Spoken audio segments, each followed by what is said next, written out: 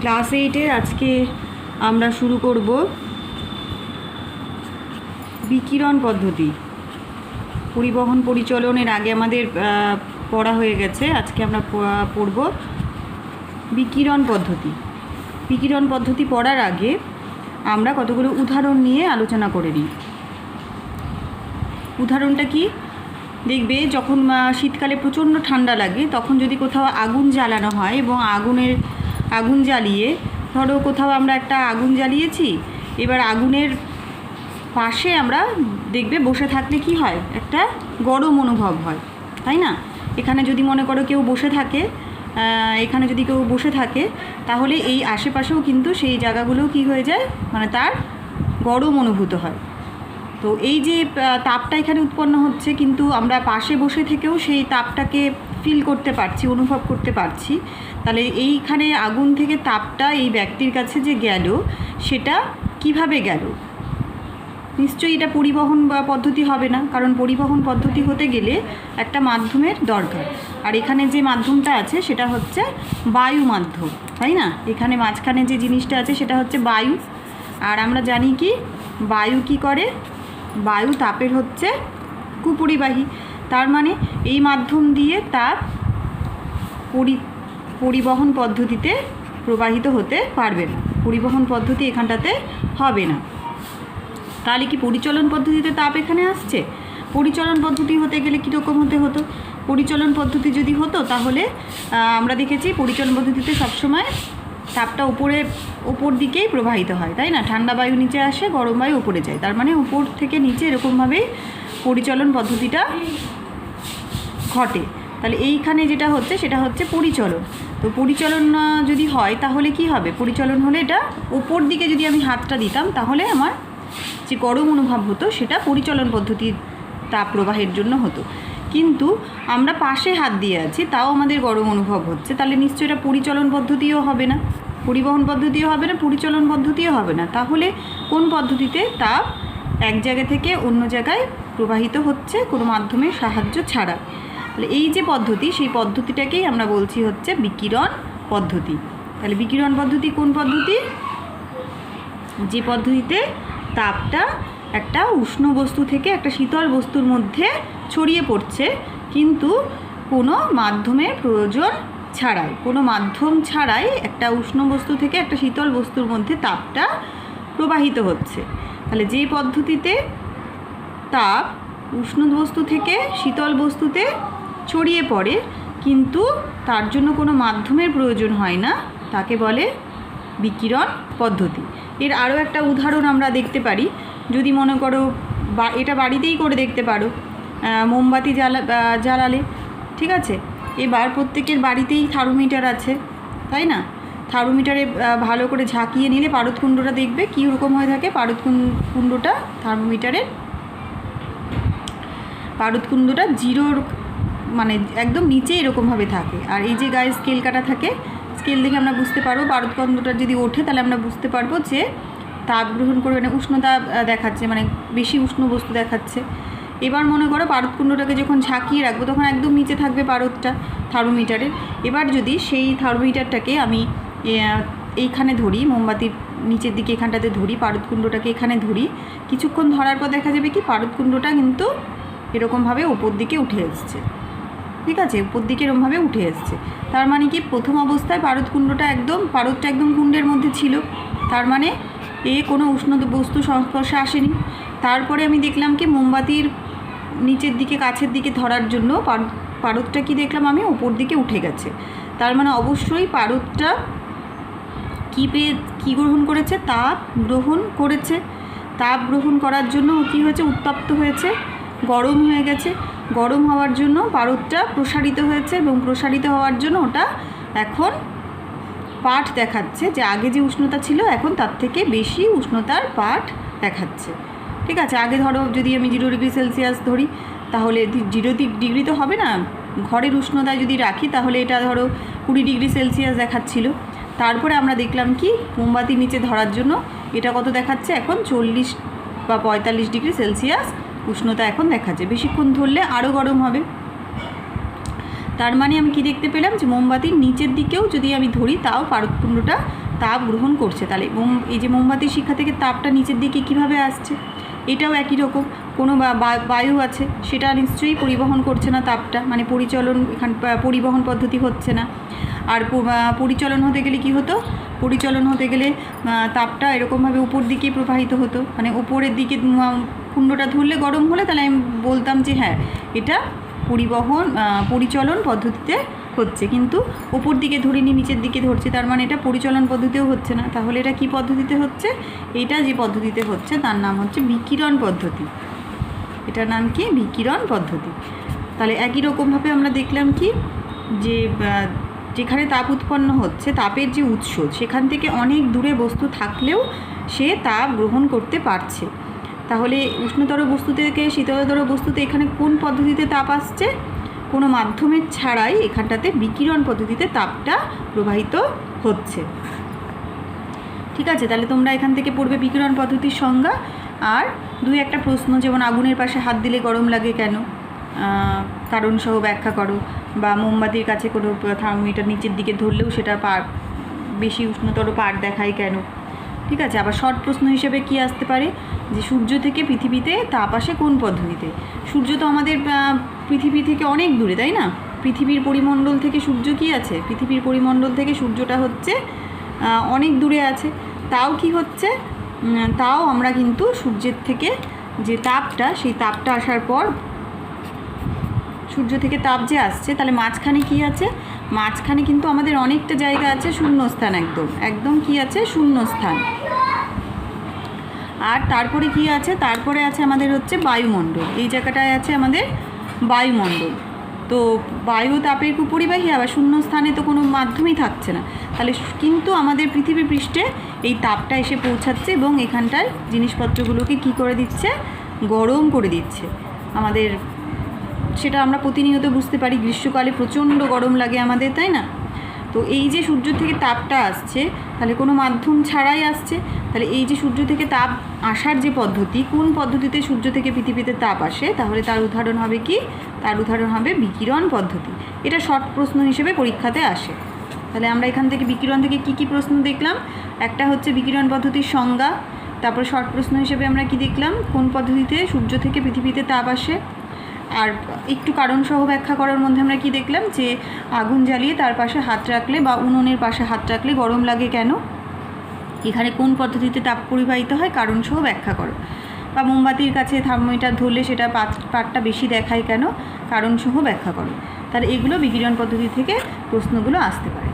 এবার যেটা আছে তোমাদের, সেটা হচ্ছে থার্মোফ্লাক্স। থার্মোফ্লাক্সটা ইম্পর্টেন্ট কেন, থার্মোফ্লাক্সটা ইম্পর্টেন্ট এই কারণেই যে থার্মোফ্লাক্সের কার্যনীতিটা পরীক্ষাতে কিন্তু আসে। একটু ব্রড প্রশ্ন, যেগুলো মার্কস 3 মার্কসের যে প্রশ্নগুলো আসে, তার মধ্যে থার্মোফ্লাক্সের কার্যনীতিটা বর্ণনা করতে হয়। এবং যখনই তুমি কার্যনীতি বর্ণনা করবে, তখনই তোমাকে কি করতে হবে, সেখানটাতে ছবিটাও দিয়ে দিতে হবে। তো থার্মোফ্লাক্সটা কী জিনিস আগে সেটা আমরা বলি। থার্মোফ্লাক্স হচ্ছে এমন একটা ব্যবস্থা যেখানটাতে কি হয়, যার মধ্যে উষ্ণতর বস্তু রাখলে সেটা উষ্ণই থাকে এবং কোনো শীতল জিনিস রাখলে সেটা শীতলই থাকে। তাহলে এই যে ব্যবস্থাটা, তাহলে আমরা কি দেখলাম, উষ্ণ কোনো জিনিস রাখলে সেটা কি থাকছে, উষ্ণ কোনো জিনিস রাখলে সেটা অনেকক্ষণ পর্যন্ত সেটা কি থাকবে, উষ্ণই থাকবে, মানে গরম থাকবে। আর যদি আবার ঠান্ডা যদি কোনো জিনিস রাখি, তাহলে অনেকক্ষণ পর্যন্ত সেটা ঠান্ডা থাকবে। তাহলে এই যে ব্যবস্থা, সেই ব্যবস্থাটাকেই বলা হচ্ছে থার্মোফ্লাক্স। এই ব্যবস্থাটাকে আমরা বলি কি, থার্মোফ্লাক্স। তো থার্মোফ্লাক্স একটা হচ্ছে ব্যবস্থা, সেটা ব্যবস্থার জন্য আমাদের অবশ্যই এমন কিছুভাবে জিনিসটাকে বানাতে হবে যাতে তাপের বিভিন্ন রকম যে পদ্ধতিগুলো আছে যার মাধ্যমে তাপটা এক জায়গা থেকে অন্য জায়গায় ছড়িয়ে পড়তে পারে, সেগুলো যাতে বন্ধ হয়। তো এই যে ব্যবস্থাটা বা এই যে যন্ত্রটা, সেটা আবিষ্কার করেছিলেন বিজ্ঞানী জেমস ডিওয়ার।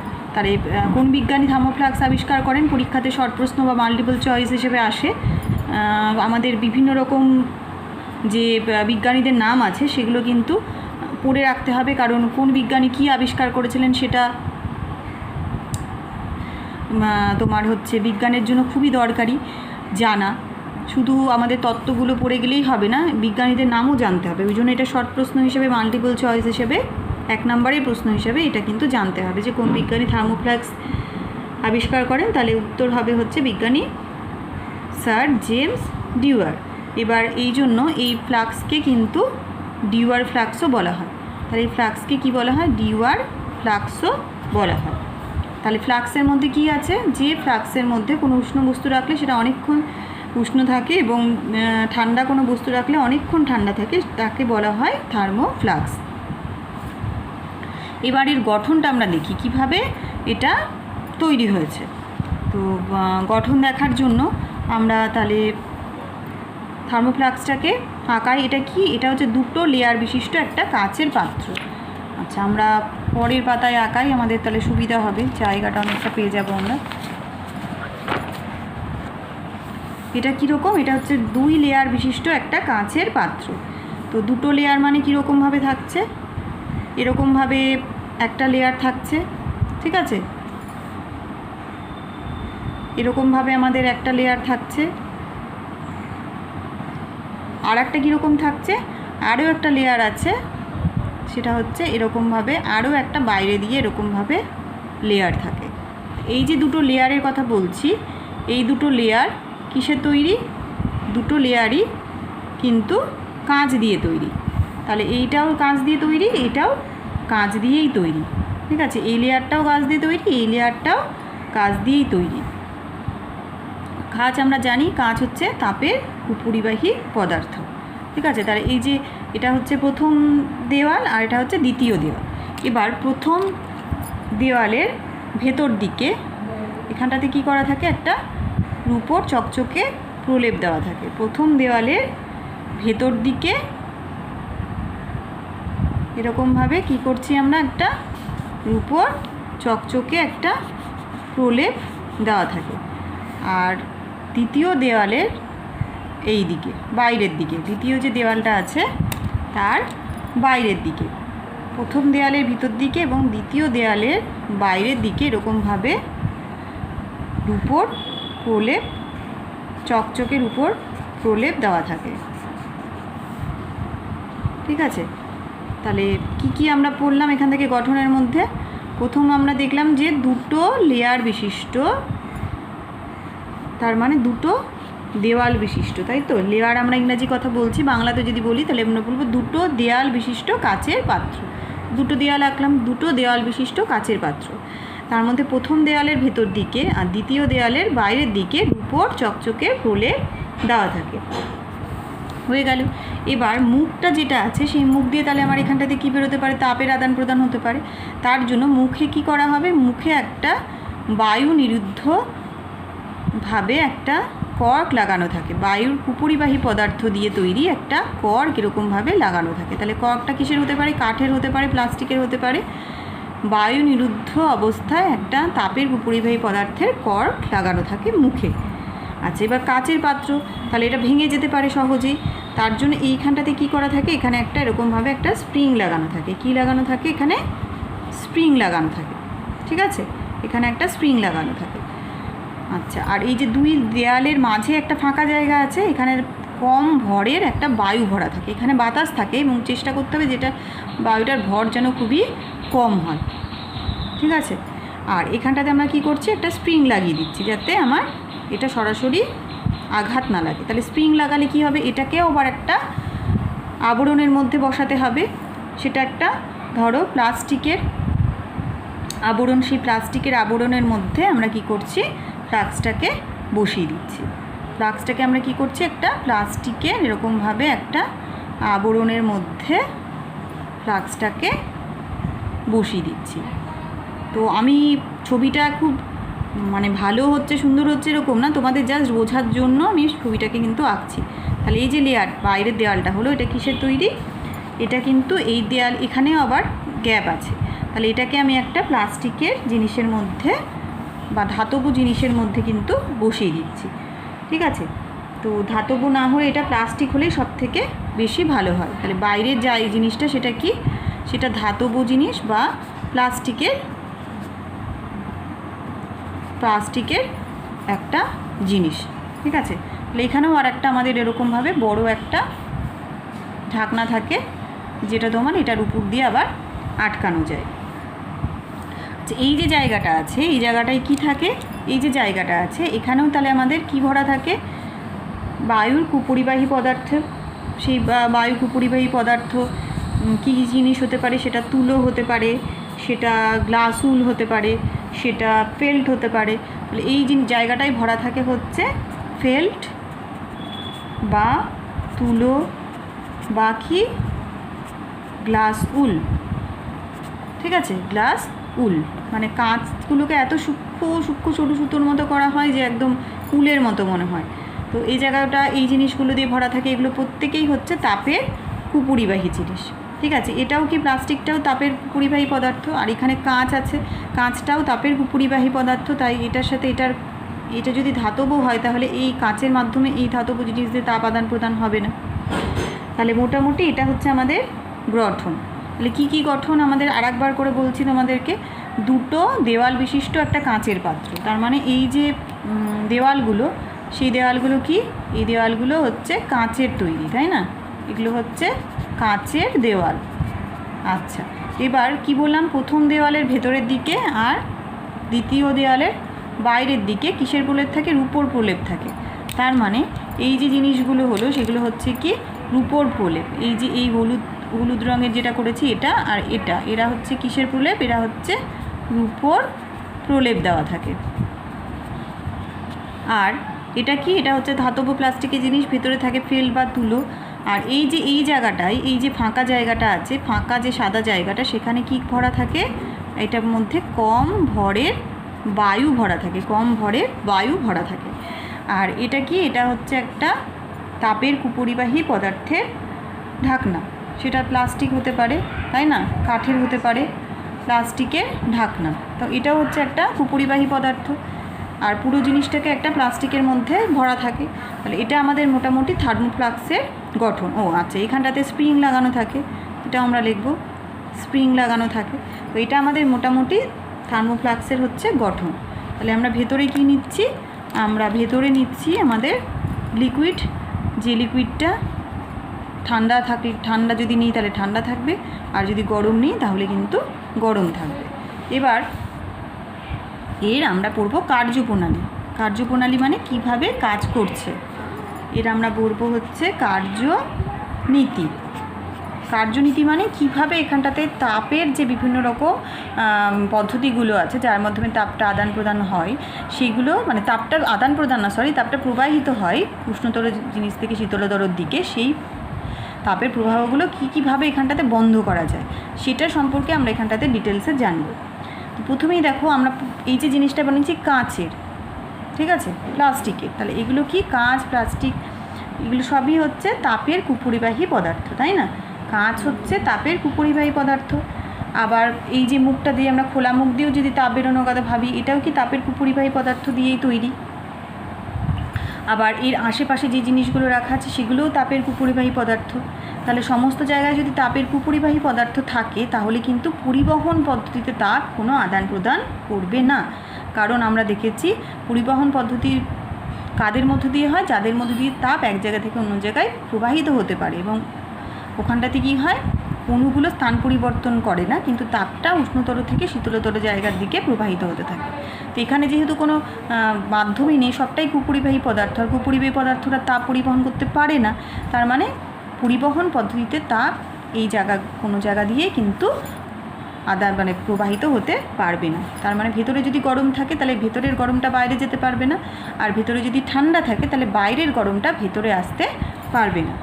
ঠিক আছে, এবার আমরা দেখব যে পরিচলন পদ্ধতিতে তাপ এখানটাতে কোথাও যায় কি না।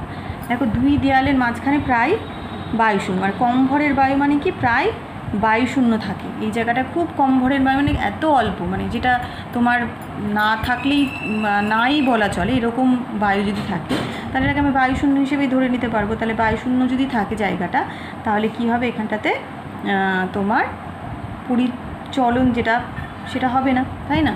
তাহলে এখানটাতে কম ভরের বায়ু মানে আমি যেটা বললাম কম ভরের বায়ু, তার মানে এই জায়গাটাকে আমি কি বলতে পারি, বায়ুশূন্যই বলতে পারি। কম ভরের বায়ু মানে এত হালকা, সেটাকে আমরা কি বলতে পারি, আমরা বায়ু শূন্য হিসেবেই ধরে নিতে পারি। তাহলে এটা বায়ু শূন্য স্থানই লিখবে, কম ভরের বায়ু লেখার দরকার নেই, বায়ু শূন্য স্থান বলেই পয়েন্টিংটা করো। আচ্ছা, তাহলে বায়ু শূন্য যদি থাকে, তাহলে বায়ু শূন্য যদি এই জায়গাটা থাকে, তার মানে এখান থেকে ভেতর থেকে তাপ পরিচলন পদ্ধতিতে কি হবে না, বাইরে যেতে পারবে না, আবার বাইরের তাপটাও পরিচলন পদ্ধতিতে ভেতরে ঢুকতে পারবে না। তার মানে এখানটাতে পরিচলন পদ্ধতিতে তাপের কোনো আদান প্রদান তাপ কিন্তু প্রবাহিত হচ্ছে না, আদান প্রদান না, তাপের প্রবাহ ঘটছে না। এবার আমরা দেখি বিকিরণ পদ্ধতিটা এখানটাতে কীভাবে আটকায়। বিকিরণ পদ্ধতিতে দেখো বাইরের তাপ ওখানে আবার কোনো মাধ্যমের ছাড়াই তাপ প্রবাহিত হতে পারে। তো বিকিরণ পদ্ধতির জন্য আমরা দেখছি যে বাইরের তাপ কী করছে, যখন ঢুকতে যাচ্ছে তখন ভেতরের প্রথম দেওয়ালে প্রতিফলিত হয়ে বাইরে চলে যাচ্ছে, আবার যখন ভেতরের তাপ বাইরে যেতে যাচ্ছে তখন দেখো উপর প্রলেপ আছে, সেখানে কি হচ্ছে, এখানে প্রতিফলিত হয়ে যাচ্ছে, এখান থেকে বেরোনোর সময় তৃতীয় দেওয়ালে প্রতিফলিত হয়ে আবার ধাক্কা খেয়ে আবার কি হচ্ছে, আবার ফিরে যাচ্ছে। তার মানে তাপটা কিন্তু বাইরে বেরোতে পারছে না, ভেতরের তাপটাও বাইরে বেরোতে পারছে না, চকচকে প্রলেপ থাকার জন্য প্রতিফলিত হয়ে আবার ভেতরেই ঢুকে আসছে। তাহলে বিকিরণ পদ্ধতিতেও কিন্তু এখানে তাপ বেরিয়ে যেতে পারছে না বা তাপ ঢুকতে পারছে না, অর্থাৎ তাপের প্রবাহ ঘটছে না। তো যেহেতু এখানে কোনোভাবেই পরিবহন, পরিচলন এবং বিকিরণ পদ্ধতি কোনোভাবেই তাপের প্রবাহ ঘটছে না, তাই ভেতরে যে গরম জিনিস যদি রাখি সেটা গরম থাকছে, ভেতরে যদি ঠান্ডা জিনিস রাখি তাহলে সেটা ঠান্ডাই থাকছে। তো এটা হচ্ছে আমাদের থার্মোফ্লাক্সের কার্যনীতি। তোমাদের পরীক্ষায় কিন্তু কার্যনীতিটাই আসে, তবে কার্যনীতি যদি আসে তাহলে আমাকে কিন্তু কার্যনীতি লেখার সাথে সাথে ছবিটাও দিতে হবে, মানে ছবিটা খুবই গুরুত্বপূর্ণ, একদম পুরো পয়েন্টিং করে তোমাদের থার্মোফ্লাক্সের কার্যনীতি লিখে তার সাথে ছবিটাও দিতে হবে। প্রত্যেকটা পদ্ধতিতে কীভাবে তাপের প্রবাহটা আটকাচ্ছে সেটাও কিন্তু সুন্দর করে ডিটেলসে বলতে হবে। পরিবহন পদ্ধতি কীভাবে আটকাচ্ছে, পরিচলন পদ্ধতি কীভাবে আটকাচ্ছে, বিকিরণ পদ্ধতিতে কীভাবে আটকাচ্ছে, সেগুলো কিন্তু প্রত্যেকটাই সুন্দর করে ব্যাখ্যাটা করতে হবে। তো এই চ্যাপ্টারে তো মোটামুটি এগুলোই ছিল, চ্যাপ্টারটা আজকেই শেষ হয়ে যাচ্ছে। তো তোমরা কি পরীক্ষা দিতে চাও কি চাও না একটুখানি আমাকে লিখে জানাবে। যদি তাপ চ্যাপ্টারের ওপরে পরীক্ষা দিতে চাও তাহলে আমি তোমাদের শর্ট টাইপের প্রশ্ন, ব্রড যেরকম আগের বার নিয়েছিলাম ওরকমই কোশ্চেন করে পাঠাবো। আর যদি বলো যে অসুবিধা হবে, তোমাদের বিভিন্ন রকম পড়া তো চলছেই, বাড়ির পড়া তো চলছেই, আবার এগুলো পড়া দুটো মিলে যদি অসুবিধা হয় তাহলে ছেড়ে দিতে পারো। তোমাদের উপরেই ছেড়ে দিলাম, তোমরা পরীক্ষা দেবে কি দেবে না। আরও একটা জিনিস তোমাদেরকে বলবো, সেটা হচ্ছে তোমরা এরপরে আলো পড়বে কি নতুন থার্ড সামেটিভের পড়বে সেটাও জানাবে। আলোটা পড়ে তারপরে থার্ড সামেটিভের সিলেবাসে যাব কি থার্ড সামেটিভের সিলেবাসটা করে একটা পড়িয়ে তারপরে আবার আলোতে আসবো, সেটাও একটুখানি জানিও। তাহলে পরের দিন থেকে আমরা সেভাবেই শুরু করব। আজকে তোমার শুক্রবার, যদি পরীক্ষা নেই তাহলে আমি সোমবার দিন নেব, 2-3 দিন একটু পড়ার টাইম পেয়ে যাবে তোমরা, সোমবার দিন নেব। আর তারপর সোমবারে পরীক্ষা হলে তাহলে বুধবার থেকে আবার ধরো নতুন চ্যাপ্টার শুরু হবে। ঠিক আছে? তো পরীক্ষা দেবে কি না একটু যদি রেসপন্সটা পাঠাও তাহলে সুবিধা হয়। কালকেই পাঠিয়ে দিও, তাহলে আমি কোশ্চেন তৈরি করে রাখতে পারবো, আর তোমরাও পড়ে নিতে পারবে। সোমবারে পরীক্ষা নেব যেরকম আগের বার দিলে সেরকম। ঠিক আছে? আজকের জন্য তাহলে এটুকুই থাকলো।